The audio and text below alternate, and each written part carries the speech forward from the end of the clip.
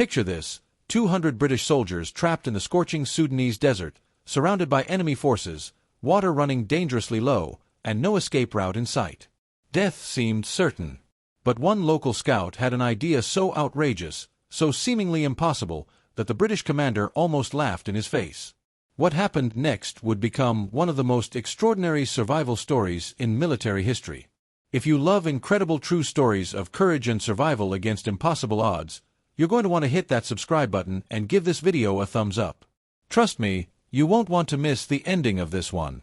The year was 1884, and the British Empire found itself embroiled in one of its most challenging colonial conflicts. In the vast, unforgiving deserts of Sudan, where temperatures could kill a man faster than a bullet, a small British garrison was about to learn that sometimes salvation comes from the most unexpected sources, and in the most unbelievable forms. The Mahdist War, as it would come to be known, was tearing Sudan apart. Muhammad Ahmad had declared himself the Mahdi, the prophesied redeemer of Islam, and his followers swept across the desert like a sandstorm, overwhelming Egyptian and British forces with their fervent zeal and intimate knowledge of the brutal terrain. For the British Empire, Sudan represented a crucial strategic interest. The region controlled vital trade routes and bordered Egypt, which Britain considered essential to maintaining its connection to India, the jewel in the imperial crown. But the British forces were discovering, as many invaders had before them, that the Sudanese desert was an enemy as formidable as any human adversary. The landscape was merciless. During the day, temperatures soared above 120 degrees Fahrenheit. The sun turned metal equipment into branding irons and transformed the sand into a heat-radiating furnace. At night, temperatures could plummet 40 degrees or more, leaving soldiers shivering in the same uniforms that had been soaked with sweat hours earlier. Water was scarce, landmarks were few, and sandstorms could appear without warning, disorienting even experienced desert travelers. Into this hellish environment marched Captain James Morrison and his company of 200 British soldiers. They had been tasked with establishing a supply line between two garrison posts, a routine mission on paper, but nothing was routine in the Sudanese desert. Morrison was a capable officer, educated at Sandhurst and experienced in colonial warfare, but like most British officers of his era, his understanding of desert survival was primarily theoretical. What Morrison did possess, however, was the wisdom to recognize his limitations. Among his company was a man who would prove more valuable than all the military training in the British Empire. A Sudanese scout named Ali ibn Farid, a local Beja tribesman who had been born in these deserts and knew them as intimately as a sailor knows the sea. The mission had started routinely enough. Captain Morrison's company departed Fort Suakin at dawn on March 15, 1884, their destination a supply depot approximately 40 miles to the southwest. The soldiers moved in a long column, their red uniforms already attracting heat like magnets, despite the early hour. Ali ibn Farid rode near the front of the column on a lean desert horse, his eyes constantly scanning the horizon. At 32 years old, Ali was younger than many of the British officers, but his weathered face and confident bearing spoke to a lifetime spent in the desert. He wore traditional Beja clothing, loose-fitting garments that allowed air circulation and protected against both sun and sand. Around his neck hung a leather water pouch, and at his side, he carried a long knife that had belonged to his father. Ali had been working as a scout for the British for nearly a year. The money was good, and his family needed it. But more than that, Ali had a gift. He could read the desert the way scholars read books. The angle of the sun, the behavior of insects, the texture of the sand, the distant shapes of dunes, all of these told him stories that the British soldiers couldn't even perceive. "The wind is changing," Ali told Captain Morrison around mid-morning. "Coming from the southeast now. This is not typical." Morrison, a tall man with a thick mustache and sun-reddened skin, nodded but didn't seem particularly concerned. "Weather in this godforsaken place changes by the hour, Ali. We'll manage." But Ali's unease grew as the morning progressed. He noticed birds flying north, away from their usual feeding grounds. He saw the way the sand was moving, creating patterns he'd seen before dangerous weather. Most troubling of all, he spotted signs that a large group had passed through the area recently. Many horses, many men, heading in a direction that would intersect with the British route. "Captain Morrison," Ali said urgently, riding up alongside the officer. "We should change our path. Move more westward." "That would add hours to our journey," Morrison replied, consulting his map. "We're already behind schedule." The men need to reach the supply depot before nightfall. Captain, please. I see signs. What signs? Morrison interrupted, his patience wearing thin in the oppressive heat. I see nothing but sand and more sand. We stick to the planned route. Ali fell silent, but his instincts screamed warnings. In the desert, intuition wasn't superstition, it was survival. His grandfather had taught him to listen to the whispers of the land, and right now, those whispers were becoming shouts. By noon, the temperature had climbed above 115 degrees. The soldiers were suffering. Several had already collapsed from heat exhaustion and had to be carried by their companions. The company's water supply was being depleted faster than anticipated. Men who had never experienced true desert warfare were learning that the environment could be as deadly as any enemy force. Then, at approximately 2 p.m., everything changed. A soldier on the eastern flank shouted and pointed. On the horizon, barely visible through the heat shimmer, appeared a line of riders. Then another. And another. Within minutes, it became clear that the British company was facing a force of at least 400 Mahdist warriors, and they were positioned to cut off any retreat back to Fort Suakin. Defensive formation, Morrison shouted, his training taking over despite the surge of fear he felt. Prepare for engagement. The British soldiers scrambled to form a defensive square, a classic formation designed to protect against cavalry charges from all sides. But as they did so, more Mahdist forces appeared to the south and west. The British were being surrounded. Ali quickly assessed the situation with the cool calculation of someone for whom danger was familiar. The Mahdist forces weren't attacking immediately, which meant they were confident. They knew they had the British trapped. They could simply wait, let the sun and thirst do most of their work, then overwhelm the weakened British forces at their leisure. Morrison realized this too. His face had gone pale beneath his sunburn. "We're in a bad spot, Ali," he admitted quietly. "Very bad. How much water do we have?" Ali asked.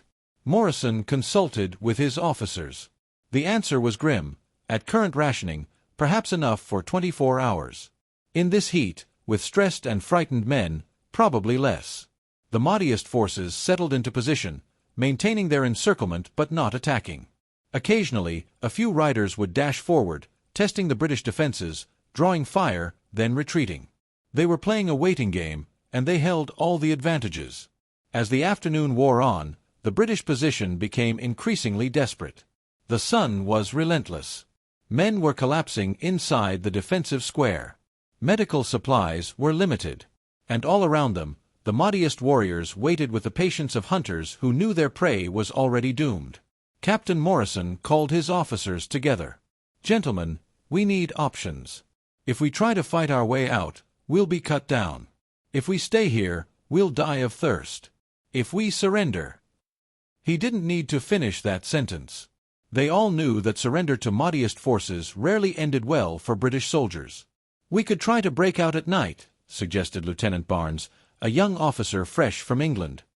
"Make a run for it in the darkness." "They'll hear us coming," Morrison replied. "And they know this terrain better than we do. We'd be scattered and slaughtered in the dark." That's when Ali spoke up. "Captain Morrison, I have an idea. But you will think I am crazy." Morrison looked at the Sudanese scout. At this point, with death staring them in the face, he was willing to hear anything. "I'm listening, Ali." What Ali proposed seemed impossible, ridiculous, a fantasy born of desperation. But as he explained his plan in detail, drawing diagrams in the sand and pointing to distant landmarks, Morrison began to see that perhaps, just perhaps, this crazy trick might be their only chance for survival. The sun began its descent toward the western horizon, painting the desert in shades of orange and gold. For 200 British soldiers, the coming night might be their last. But Ali ibn Farid had a plan that would either save them all or doom them to an even worse fate than staying put. Ali's plan was based on something the British soldiers couldn't see but that he knew existed, a network of ancient underground water channels called qanats, built centuries ago by Persian engineers who had served various empires that once controlled this region. These qanats were part of a sophisticated irrigation system that tapped into underground aquifers and transported water over vast distances through gently sloping tunnels. "My grandfather showed me these channels when I was a boy," Ali explained to the gathered officers as the sun began to set. They run beneath this entire region. Most have collapsed or dried up, but some still carry water. And they are large enough for a man to walk through, bent over. Morrison looked skeptical. And you expect 200 men to crawl through underground tunnels in complete darkness, not knowing where they lead or if they'll collapse on our heads? No, Captain, Ali replied patiently. I expect 200 men to use these tunnels to do something the Mahdist forces will never anticipate. Something so unexpected that it will create confusion and give us the advantage we need. He laid out his full plan, and the more the officers heard, the more insane it seemed. But as Morrison considered their alternatives, death by thirst, death by overwhelming force, or death attempting a suicidal breakout, Ali's plan began to look like the only option that offered even a slim chance of survival. The entrance to the qanat is approximately 300 yards to our north, Ali explained, pointing into the gathering darkness. I spotted the marker stones earlier today. The Mahdist forces are positioned in a wide circle around us, but there is a gap in their line at that point, probably because they believe we would never try to escape toward the north. It leads away from Fort Suakin and deeper into their territory. Which is exactly why they won't expect it, Morrison said slowly, beginning to understand the brilliance of Ali's logic. Exactly, Captain. We send a small group, maybe 20 men, at midnight. They move quietly to the qanat entrance. They go down into the tunnel and follow it. According to the old maps my grandfather taught me, this particular qanat runs for nearly 2 miles before emerging at an ancient cistern that is now just ruins. From there, the group can circle around behind the Mahdist positions. Lieutenant Barnes looked confused. But what good does 20 men behind enemy lines do us? We'll still be trapped here with the main force. Ali smiled, a rare sight that showed white teeth against his dark skin. Because those 20 men won't be fighting. They'll be creating a diversion. And not just any diversion. They'll be creating the appearance of a massive relief force arriving from the north. This was the truly crazy part of the plan. Ali explained that near the ancient cistern were several hills with loose rocks. 20 men, in the darkness, could create an enormous amount of noise by rolling these rocks down the hillsides. If they did it correctly, it would sound like artillery, cavalry, and infantry approaching. The Mahdist forces, hearing this chaos behind them in the darkness, would believe a British relief column had arrived. They'll panic, Ali said. They'll think they're about to be caught between our force and a larger British force. They'll either retreat or redeploy to face the new threat. Either way, the encirclement breaks. And what happens to the 20 men who create this diversion? Asked Lieutenant Barnes. They use the confusion to escape through the desert, Ali replied. I will lead them. We will move fast, use the darkness, and we know the terrain. We can reach Fort Suakin by taking routes the Mahdist forces cannot follow on horseback. Morrison was quiet for a long moment, weighing lives against lives, one impossible risk against another. Finally, he spoke. If this fails, those 20 men will be sacrificed. If we do nothing, Ali replied simply, all 200 men will be sacrificed. The captain nodded slowly. You'll need volunteers. I won't order men to what might be a death sentence. I volunteer, said Lieutenant Barnes immediately. As do I, said another officer. Within minutes, 18 more soldiers had stepped forward. These were men who preferred action to waiting for death, men who had come to trust Ali during their months serving alongside him, men who would rather die trying something audacious than slowly roasting in the desert sun. As darkness fell completely, Ali prepared his team. He had them remove their heavy boots and wrap their feet in cloth to move more quietly. He had them leave behind everything except their rifles, ammunition, and 1 canteen of water each. They needed to be light and fast. He drew diagrams in the sand, showing them the path through the qanat, warning them about low ceilings and turns, teaching them hand signals they could use in the darkness. Stay close, he instructed. The qanat is dark, darker than anything you have experienced. You will want to panic. Do not panic. Feel the walls, move forward, trust the person in front of you. The tunnel slopes gently downward at first, then upward. It will take us perhaps 40 minutes to traverse. At midnight, under a sky filled with more stars than the British soldiers had ever seen in their fog-shrouded homeland, the 21 men began their mission. They moved slowly at first, creeping through the desert, using every depression in the sand for cover. The Mahdist forces had posted sentries, but these were spaced far apart, confident that the trapped British had no chance of escape. Ali led the group with the sure-footed confidence of a man navigating his own home in the dark. Every 50 yards, he would stop, listen, and observe. Once, they had to freeze for nearly 10 minutes while a Mahdist patrol passed within 30 feet of their position.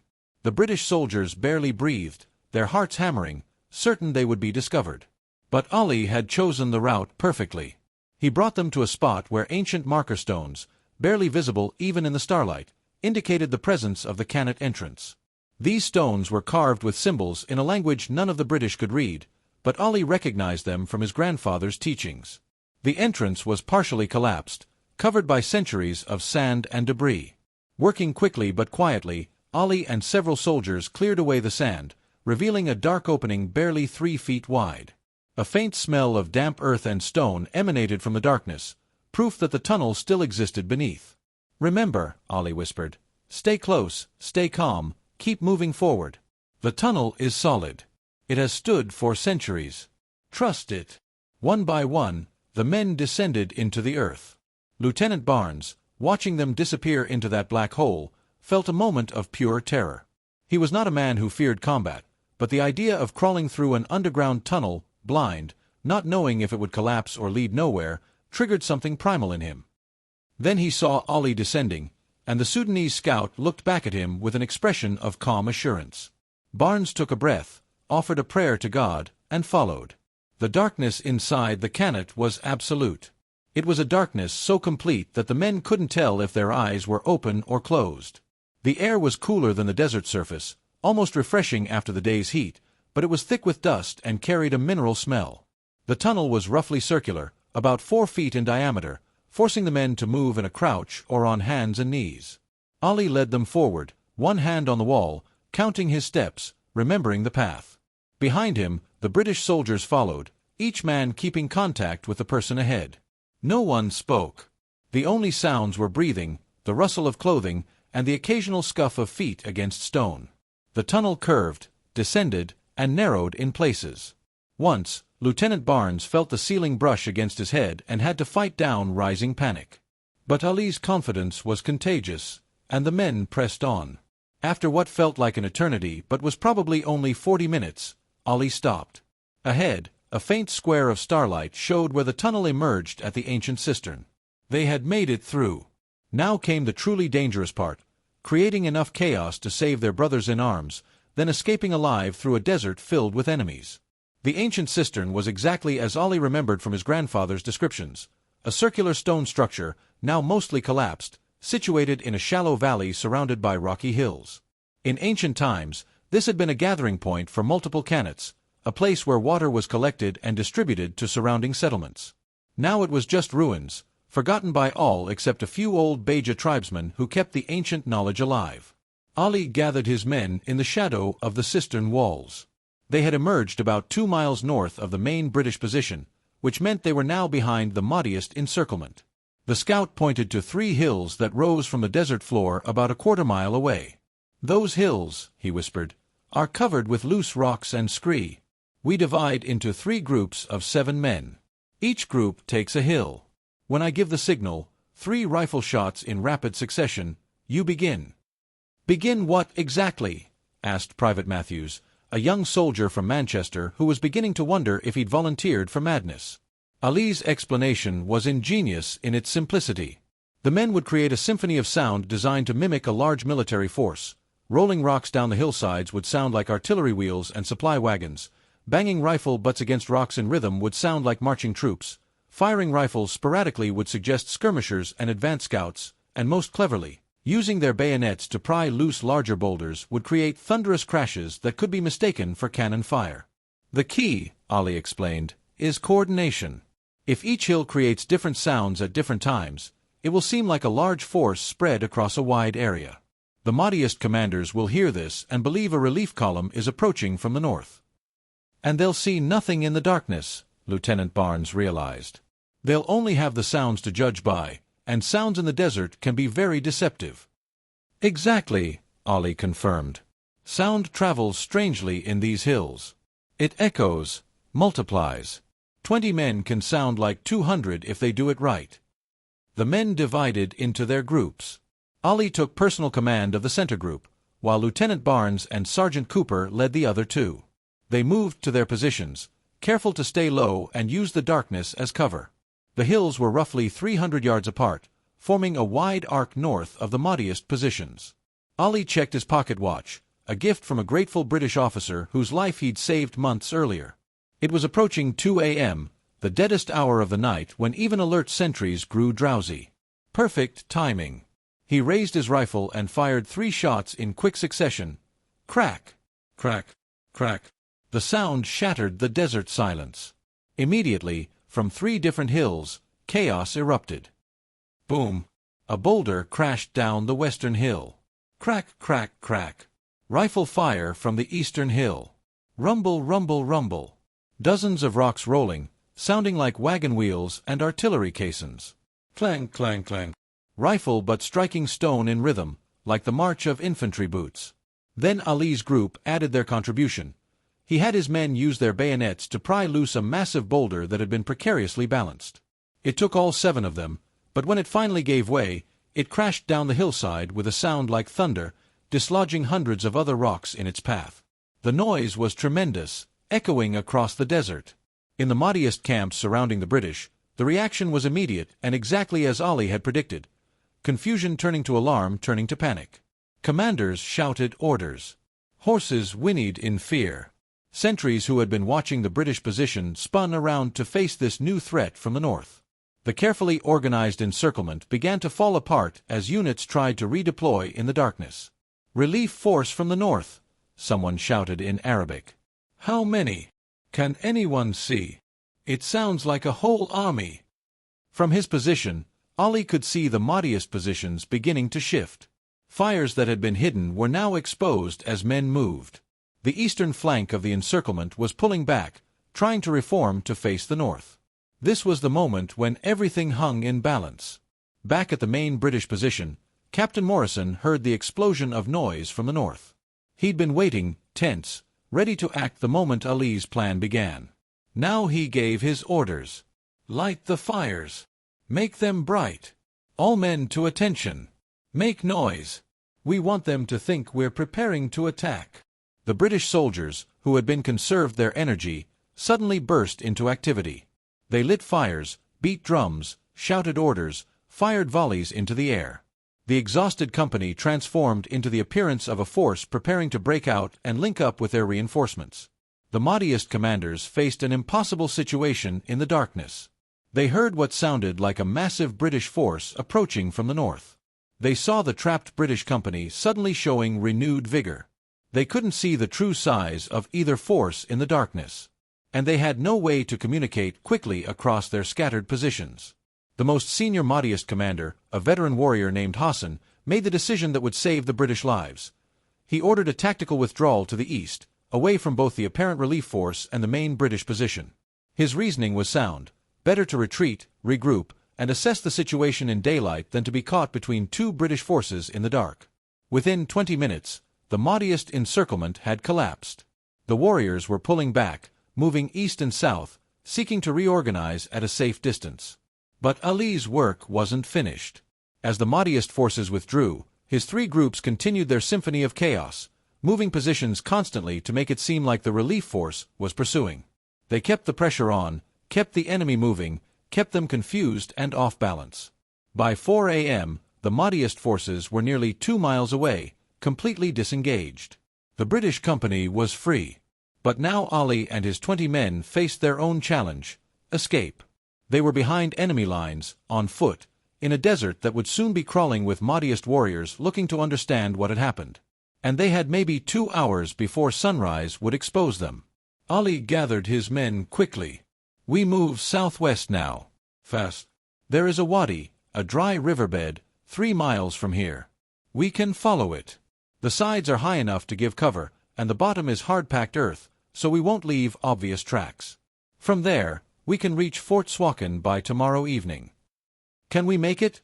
asked Private Matthews, exhausted and scared but still trusting the scout who had led them this far. Ali looked at the young soldier and smiled. We made it this far, didn't we? The hardest part is done. Now we just walk home. Lieutenant Barnes checked his compass. Southwest. 3 miles. They could do this. The 21 men began their trek, moving fast through the darkness.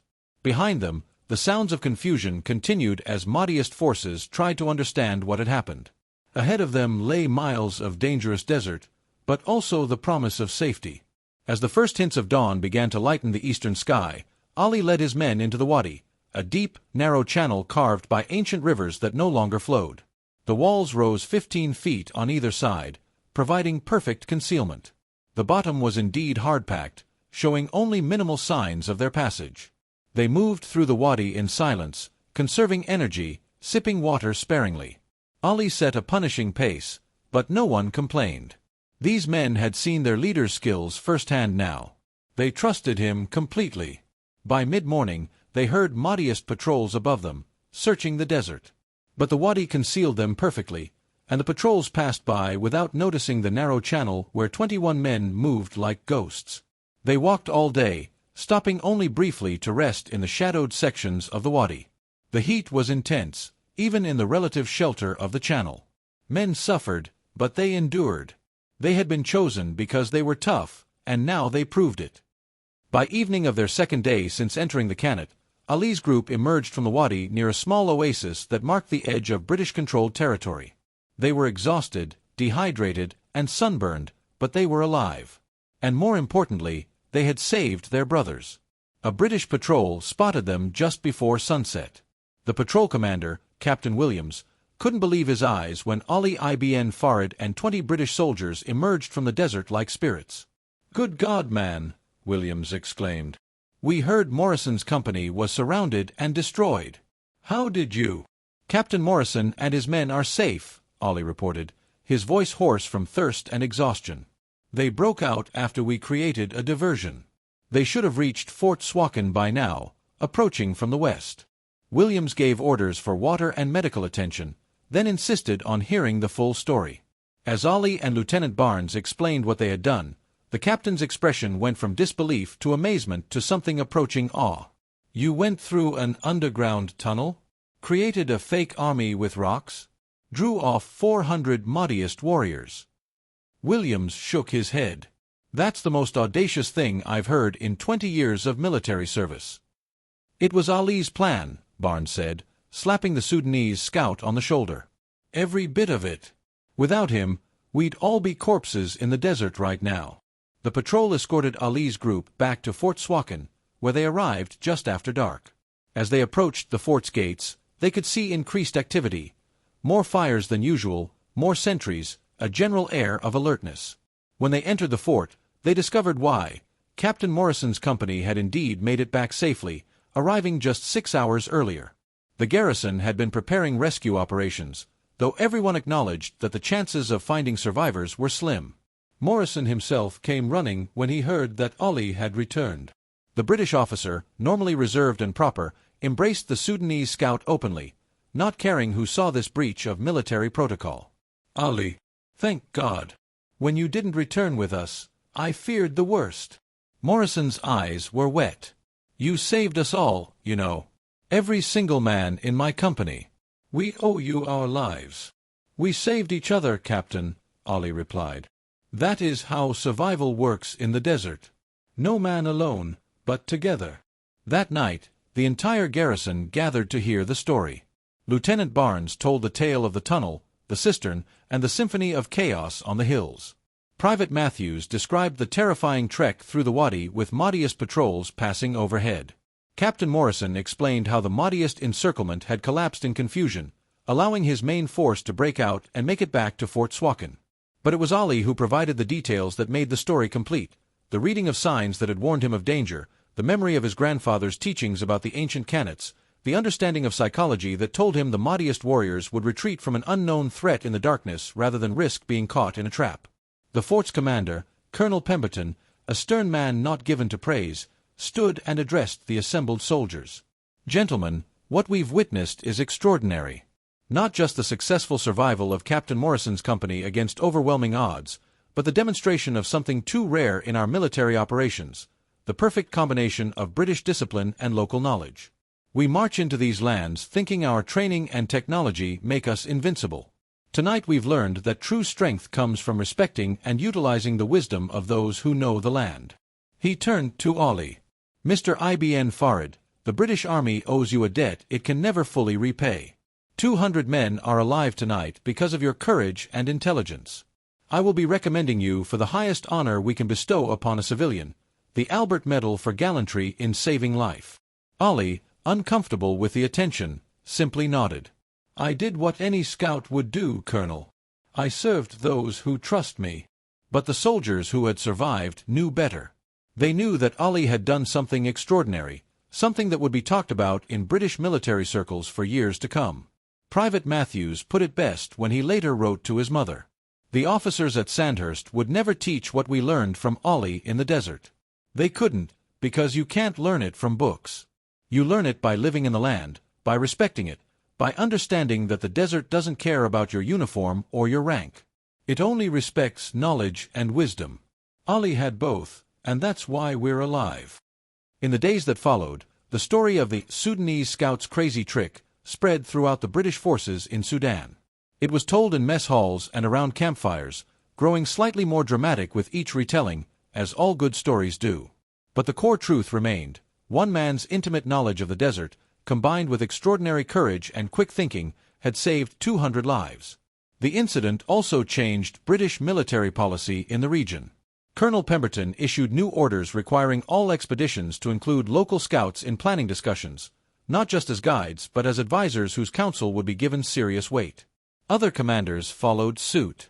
The British Army, slow to change as all large institutions are, began to learn a crucial lesson. Technological superiority means nothing if you don't understand the environment you're fighting in. For Ali ibn Farid, life slowly returned to normal. He continued to work as a scout, but his reputation now preceded him. British officers specifically requested him for difficult missions. His pay increased substantially. More importantly, other Sudanese scouts began to receive better treatment and more respect from British forces, benefiting from the precedent Ali had established. He never considered himself a hero. When pressed about that night, he would simply say, "The desert teaches you to be clever or it kills you. I was lucky to have good teachers and lucky to have brave men willing to trust my crazy ideas." But Lieutenant Barnes, who remained in Sudan for another 3 years before returning to England, never forgot what he learned from Ali. Years later, when he was promoted to major and given command of his own company, he made it standard practice to listen carefully to local guides and scouts.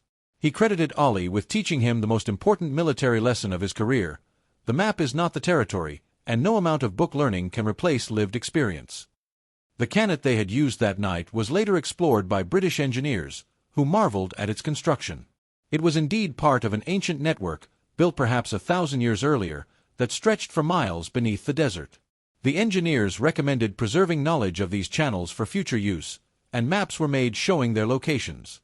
As for the Mahdist forces who had surrounded Morrison's company, they eventually learned what had really happened that night, that they had been deceived by 21 men with rocks and rifles. Some considered it a humiliating trick, but others, particularly the older warriors who understood desert warfare, expressed grudging respect. As one Mahdist commander later said to a captured British officer, "Your scout understood something that we forgot in our confidence. In the desert at night, fear of the unknown is more powerful than any weapon." The story of Ali ibn Farid's crazy trick remains one of the most remarkable survival stories in the history of British colonial military operations. It demonstrates that courage comes in many forms, not just the courage to fight, but the courage to think creatively, to trust unconventional solutions, and to lead others into dangerous unknowns. 200 British soldiers went home to their families because one Sudanese scout combined deep knowledge of his homeland with quick thinking and extraordinary bravery. It's a reminder that wisdom isn't determined by rank, education, or nationality, but by experience, observation, and the humility to learn from the land itself. The next time you face an impossible situation, remember Ali ibn Farid and his crazy trick. Sometimes the best solution is the one that seems most impossible. Sometimes survival comes from unexpected places. And sometimes, the greatest wisdom comes from those we least expect to teach us. The desert keeps its secrets, but that night in 1884, one scout who knew those secrets used them to save lives. That's a legacy worth remembering.